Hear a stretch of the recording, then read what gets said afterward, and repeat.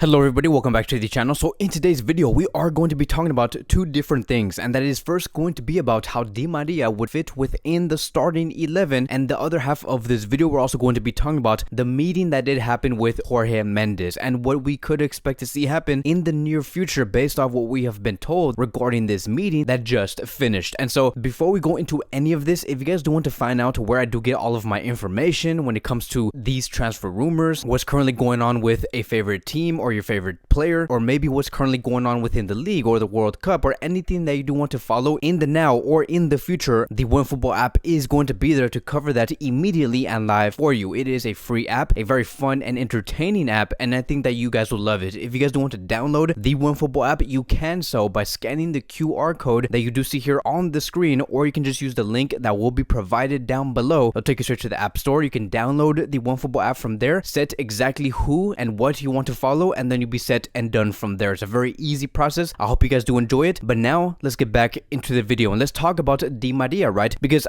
everybody has been asking me, hey Kevin, what do you think about Di Maria joining Barcelona? How would you put him in the starting 11? How would that lineup look like? Because here's the thing, right? When it comes to Di Maria, 98% of the time he does like playing as a right winger. There are moments where we see Di Maria play as a left winger and he does very solid, but he is a definitive right winger. He loves that position and he enjoys to be within the right flank. Now, keep in mind, Di Maria is a left-footed right winger. He enjoys cutting in. He also does like to enjoy running down that flank and making those crosses into the box. And you better bet, right, if Di Maria does join Barcelona, he's going to want to do immediate impact. Like, he's going to want to be there and say, okay, I have to score goals. I have to bring assists from the very beginning, because time is not going to be on his side. He is only going to be having 1 year. And so Di Maria is not going to be coming in with that attitude and say, okay, I'm just going to give it some time. I need some time to gel. Let's see how we do in about 12 months. But he does not have 12 months. He literally only has 12 months with Barcelona to be very, very effective. So I do expect him to be in the starting 11 immediately, and that Xavi does utilize him extremely quickly. And so it does say here, according to Fabrizio Romano, that Angel Di Maria has no agreement with Juventus as things currently do stand. He wants a 1-year deal. Xavi has already called him to discuss terms for a potential Barcelona proposal. Di Maria will make his final decision very, very soon. And so I do expect Di Maria to be in the 11, give it his all, make a great impression. And so this is going to be my definitive starting 11 that we should expect to see, with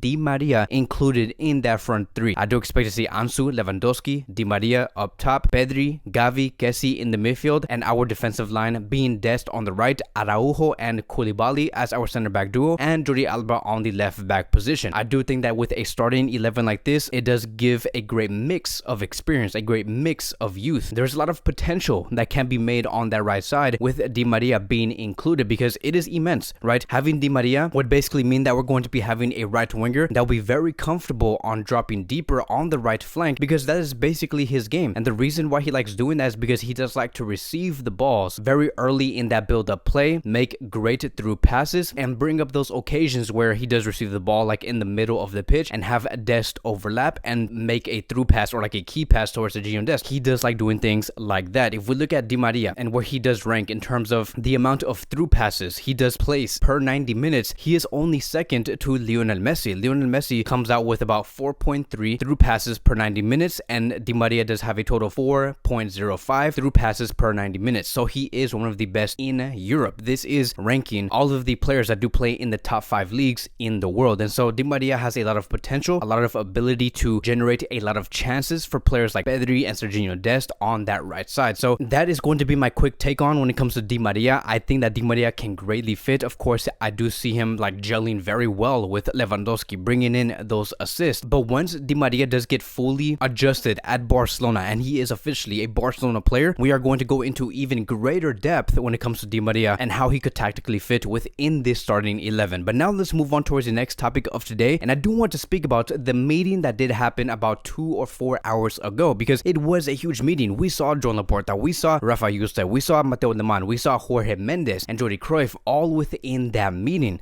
And so here's the thing, right? Like, I'm not here to tell you like any false hopes or like give you guys like some lies that you guys are going to be finding out in a few hours or in a few days, right? Because this meeting could have gone anywhere. Jorge Mendes represents so many players, but we're only going to be talking about and bring up exactly what we have heard through the media. And I'm not saying that this is all true. Please don't say that what I was saying here is something factual, because none of this is credible. possible. But as of now, just going based off what we know right now, according to Jared Romero, not only are Mendes and Barcelona talking about players represented by Jorge Mendes, they're also talking about offers that the super agent of has brought so that some Barcelona players can leave. And so if you guys are wondering, like, okay, so what players are we talking about here? Because again, Jorge Mendes represents many players. He is very well connected with other Portuguese clubs. And so when it comes to the players that might possibly leave, again, going based off what we've heard in the media, this isn't me not telling you that I'm saying that this is facts, right? But basically what we have been hearing is that players like Lenglet and Nico Gonzalez are likely to leave, and Jorge Mendes is working on those two players. Now, it's for two different reasons. Jorge Mendes does not represent Lenglet, but he does have many connections with Portuguese teams that are interested in Lenglet. So he does have an offer with Porto, and Porto are willing to say, okay, let's work out a deal, bring Lenglet in, we're interested in this player. And again, Jorge Mendes has this connection because Porto is a Portuguese team. When it comes to Nico Gonzalez, this is what we can't say. Nico is a player that is represented by Jorge Mendes. And it's crazy, right? Because Nico Gonzalez a few months ago chose Jorge Mendes as the agent for him. And I think that there's a very big reason on why he has done that. It is because he wants to prepare for moments like this, because he knew, Nico assessed and the people around him assessed, okay, it may be very difficult to get some minutes in this Barcelona team in the future, because we see players like Gavi, we see players like Pedri, Frenkie, Kessie, Busquets, who is like unbenchable under Xavi Hernandez. We have Barcelona also signing Pablo Torre. We do not know if Nico Gonzalez is going to be having a future with Barcelona, so let's bring someone in like Jorge Mendes who can bring us the greatest possible options to go into that next club. And let me tell you, Barcelona are also going to be taking their chances. If they do see a big offer arrive for Nico Gonzalez, maybe around 10 to 12 million euros, they're going to be taking their chances. They're going to want to sell Nico Gonzalez if Jorge Mendes does get the best out of that operation. And with Lenglet, it's a different story, right? Lenglet is just like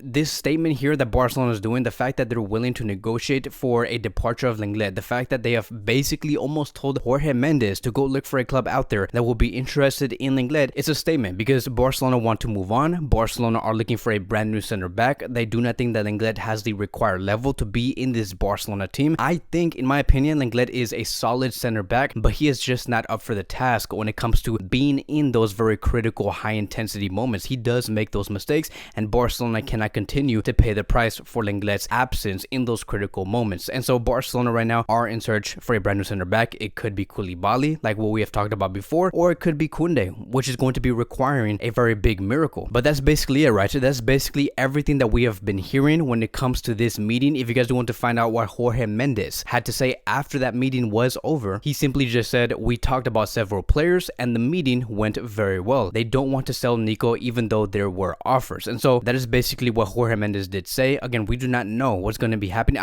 Like the reason why Jorge Mendes even said this when it came to Barcelona not wanting to sell Nico Gonzalez, it could just be a fake. Maybe Jorge Mendes says, okay, let's not put out any information out there because then Barcelona is going to start speculating that they want to sell this player and that player. And so of course Jorge Mendes is not going to be commenting on Barcelona wanting to sell players such as Nico Gonzalez. So that is going to be wrapping up today's Barcelona daily news. Thank you guys so much for watching. If you guys are new here, welcome to the channel. Please like, subscribe, comment, and I will see you guys in the next video.